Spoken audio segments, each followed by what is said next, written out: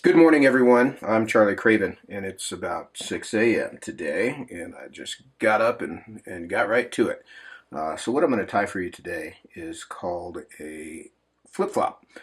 This is sort of an offshoot of my Raging Craven, little lighter landing, slightly smaller, uh, softer bodied fly that's more geared toward bonefish, and um, it actually has caught permit over the years, but this was developed as a bonefish fly for the Bahamas, and kind of splitting the difference as I like to do as much as I can, sort of between a crab and a shrimp.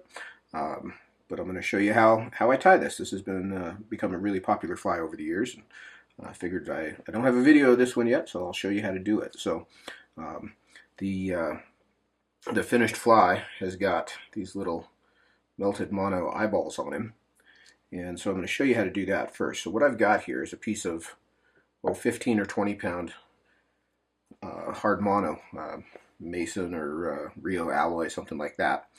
Any of those will work, and I'm going to use my vise here to make this easier for me to show you. But on the end here, I'm going to melt just a little nub, like so. And once I've got that on there, I'm going to come in with some colored Solarez in fluorescent red or orange. And really, honestly, the color is up to you. A lot of these shrimp have green eyes or orange eyes, so I tend to do them in those two colors. But I'm going to take a little glob of that and put that over the ball, about like so. One of the cool things doing this in your vise is you can sort of rotate this around and get it all nice and even before you come in and cook it, like so. Once I've got that cooked, I'm going to do one more. So that's just on a single stem. I'll set that off to the side here, and I'll do one more, just because I didn't think ahead and make it extra before we started. So we'll melt this other eye. And we do want to try to keep them as even as possible as far as size goes.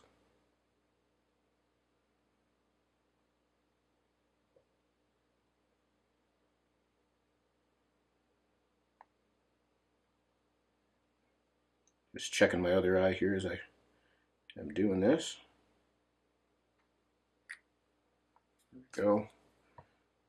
Get that to rotate just to even him out a little bit. And I'll cook him up as well.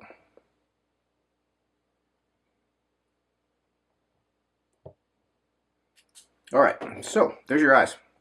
Sit down and do a bunch of those before you sit down to tie, and then you'll be better prepared than I was. So now for the tying process, I'll tie this one on a size 4. This is a Tiemco 811S standard saltwater hook. Nothing special here. I'll clamp this in my vise like so. Keep them there nice and square. And I'm going to start with some 140 denier UTC in shell pink. And I'm going to start this thread just up here behind the eye. And one thing I always like to do on these saltwater hooks is I always kind of build a little thread head there behind the eye, just to make sure that that eye is closed right off the bat. And I'll dress the shank all the way down and up around the bend. And I'll come all the way back to where I started here at the eye. And that's where I'm going to tie the eyes in. Now the eyes, when I say the eyes, I'm talking about the weight. So in this case, I'm going to use some large size silver Beadchain, stainless Beadchain. The eyeballs that we just made will go at the other end. This fly is going to ride upside down and swim backwards. So the eyes that we're about to put on are for the weight of the fly rather than the aesthetic. And typically I'll tie these with either large size lead eyes or large size Beadchain or small size lead eyes. Small size lead eyes are 1/40th of an ounce, and I use that a lot on Grand Bahama. That seems to be a perfect weight for the fly there. This fly is just a killer at Grand Bahama. This and the Bonefish junk. Honestly, if you had those two, There's another one called a kind herb that I'll make a video of shortly. But those 3 flies really have all been all I've ever needed down there. So I'm going to take my bead chain here, and just about an eye length back from the hook eye, I'm going to tie these in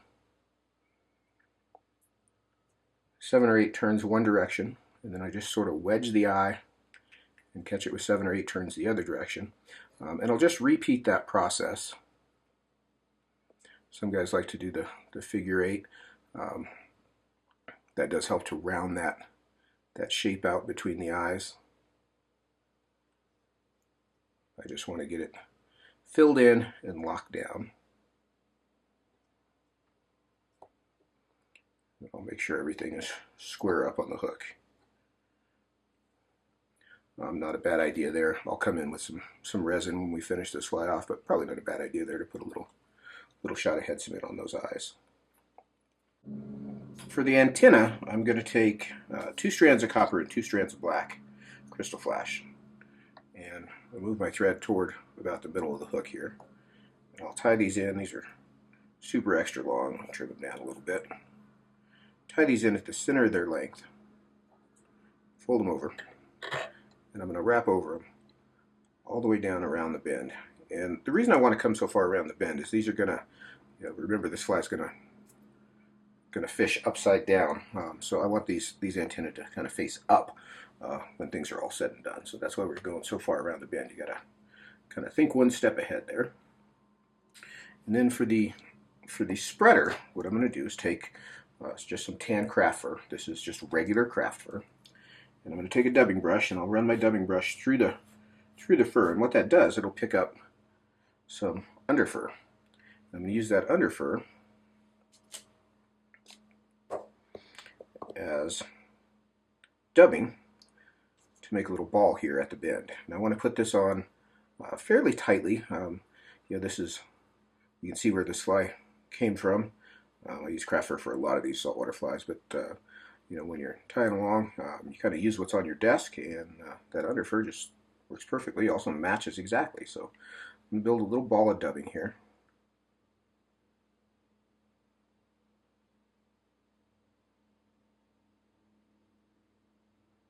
About like so. So right there at the bend. And then I'm going to come in and I'm going to clip off a clump of craft fur from the hide down as close to the hide as I could get it. So you can see what I've got here. I'm going to pull that underfur out just like so, and I'll reserve that to the side. I'll use that here in a minute. But I want to take this longer fur here, and you can see it's fairly ragged. We'll just sort of hand stack it to get it back together. I want just a bit more than what I got on that first shot here. I'm going to cut another small little clump.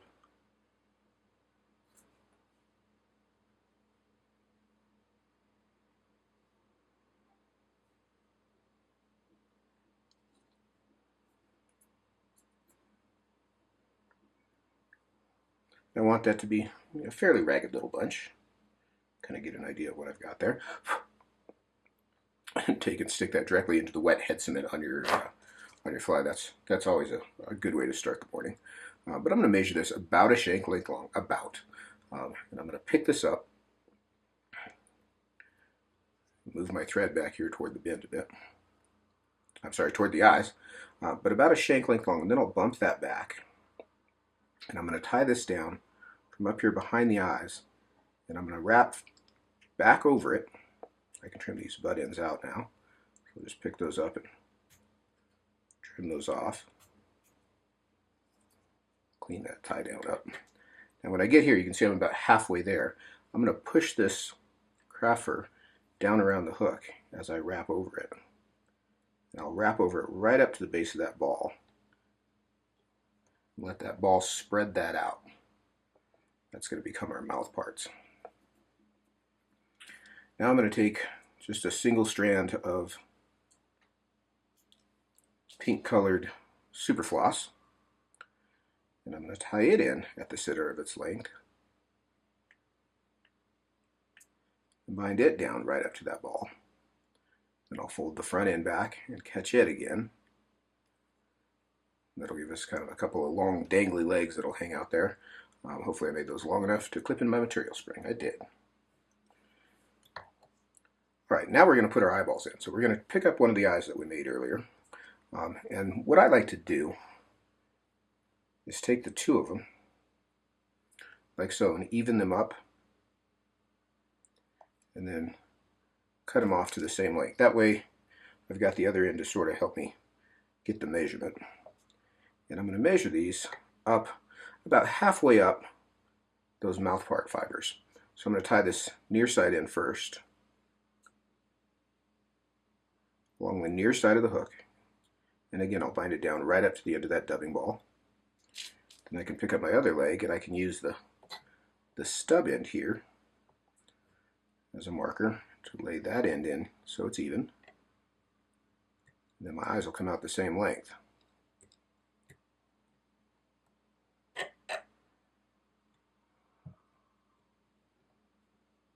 Cut a couple of those fibers as I came around, but easy fix. Like so, and I like those eyes to point down just a bit. Again, remember that's ultimately going to be up. But you can see what we've got there. I caught just enough of that craft fur to be in the way, so I'm going to trim those out. Then I'll come in and make a long dubbing loop, cross over it, and run it back all the way back to the bend here. I'll put my dubbing whirl in there, and then I can drape that back out of the way over my vise so it's not winding up as I try to continue the rest of the fly. So now I'm going to take some more of that Superfloss, and this is just shrimp pink, I think is what this color is called. And I'm going to take a strand, and I'm going to move about 1/4 of the way back and tie this in with just a couple of X wraps. And don't sweat getting this exactly perfect on the hook. We're going to have some chances to adjust it. So if they're not exactly straight, don't worry too much about it. I'll move about another 1/4 back, tie in another set, just a couple of X wraps, and then split the difference between that set of legs and the eyes, and tie that set in. So we've got 3 evenly spaced sets of legs there on the hook. So for the body of this fly, we're going to use that under fur from the craft fur that we cut out earlier, but I still need just a bit more.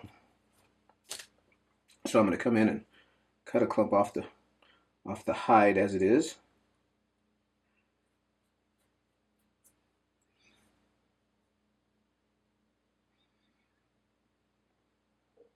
Like so. There we go. And I'll close my fingers, just sort of scissor my fingers on the ends there, and I'll pull all that long stuff out, and I'll save that for the mouth parts of the next fly. Just kind of clean that up a bit. And I'll set that aside. Now I think I've got as much as I need. So I'm going to pick up my dubbing loop here, and come in with my first clump of underfur.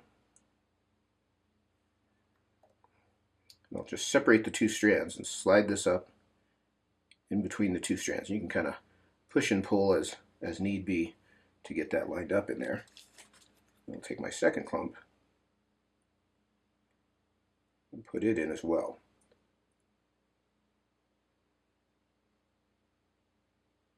And I like to keep this a little more centered in the loop. And then I'll come in, and anything long on this side I'll sort of trim out. I don't want too much of that long stuff. It tends to bind things up as I'm trying to spin my loop. But what you'll see there, get you where you can see it here, is that's a very even distribution of materials. I don't have any lumps, no big clumps that are going to be extra heavy than, heavier than everything around it. So I'm going to pinch my loop underneath the fur, and I'll spin the whirl, and just let it start spinning. You can see I'll lift those legs out of the way. If they catch, just slide your scissors in there, pull those legs out of the way.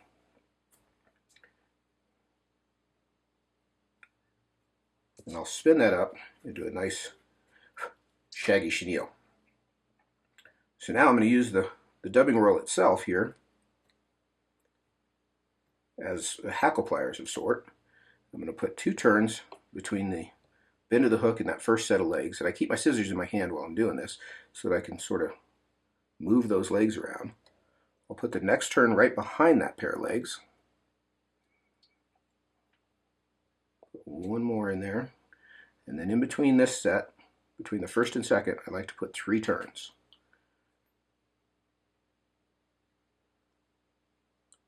I'll put 1 more turn right in front of the second set of legs. And you can see I'm just maneuvering these legs out of the way. You see how you can position these legs with that dubbing loop. This is sort of, to put it in trout terms, about how you'd use the chenille to position the legs on say, a Pat's rubber leg.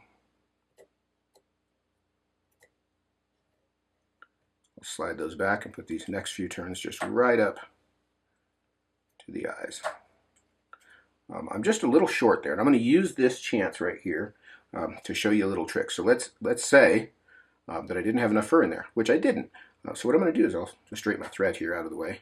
I'm going to let that dubbing loop unwind, and I can watch the legs separate as the twist comes out right up to the hook. Now that loop is open again. I'll take another little pinch of craft fur. A little more than I need. And I'll tuck it in that loop.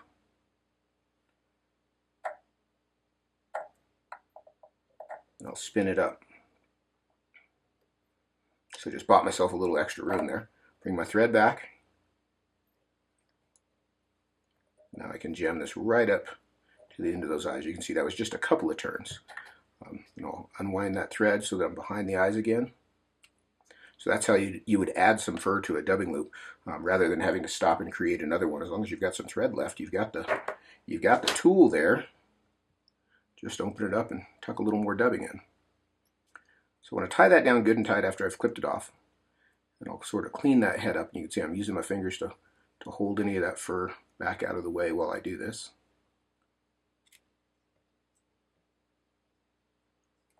Nice clean little thread head. And then I'll whip finish.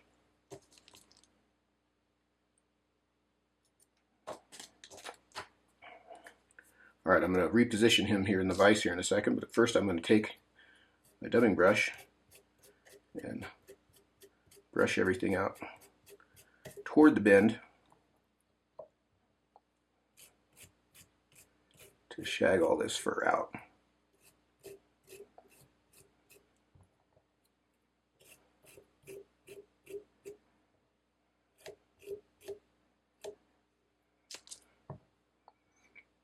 Now, while I've got the fly upside down in the vise here, what I want to do is kind of pull those legs down to the sides.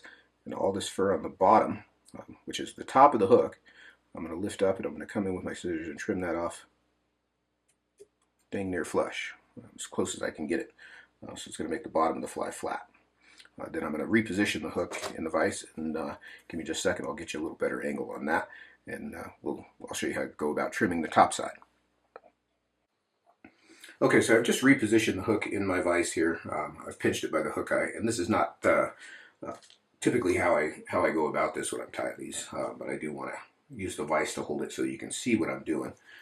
And what I'll do here is I'm going to come in across the top, and usually I'm holding this in my fingers, but I kind of try to make a cut down toward the bend and just take off some of that fur that's on the top of the hook, and then I can sort of round off the top of the fly.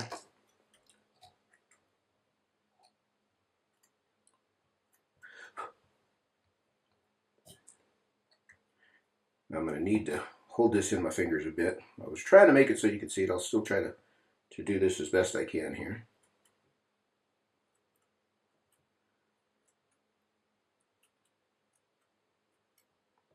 just clean up that shape on top.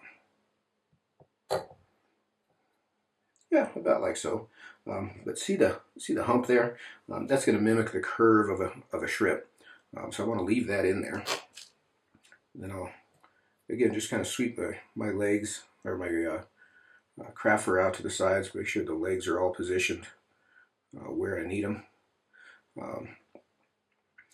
Here's a little tip. Just I don't think I cut this leg off, but if I had, where'd he go? We got one that's a little shorter. So see, this one here is a little shorter. If you nip one side of a leg and you've got extra long legs, if you stretch those, you can slide that back and forth and adjust that to give you a little more length on the other side. I'm going to trim those off. That wasn't necessary, but I just wanted to show you that little trick too. Now, with these antennae, one of the things I like to do is there's a lot of them, but what I like to do is take a couple strands of the Krystal flash and stretch it a bit. And that just makes it a little bit more limp. So these aren't all quite so stiff. And you can see how those will, there's a great example. If I give that just a bit of a stretch, it's much softer. Those will kind of drape around. And I trim those to varying lengths. I do like to leave them a little on the long side though. And kind of get an idea of what I'm after there. And then we'll come in and just do some of the coloring. So what I'll do here is I'm going to take a sepia or what is this one called? Copper colored marker. This is a Copic marker. And I'm going to make my bands across the top of the body.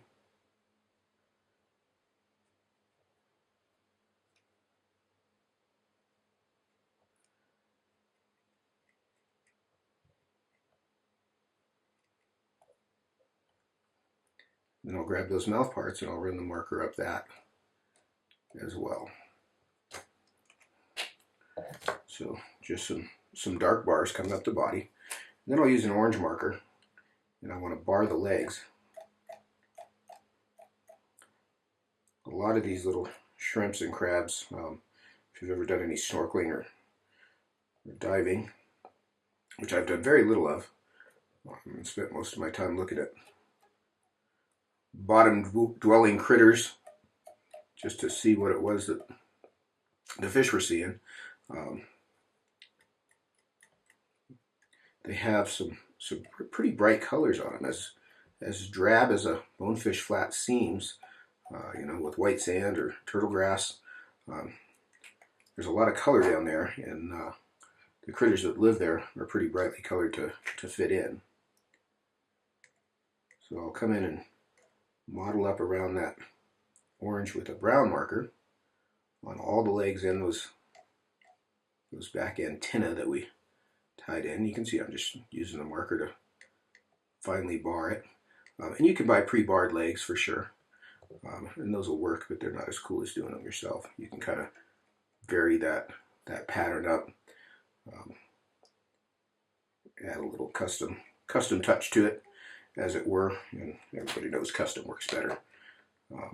And that, kind of sweep our pieces down. That is not done yet because I haven't trimmed these legs. So I'm going to trim these legs about 1.5 shanks or so long. The antennas I do leave long here at the back.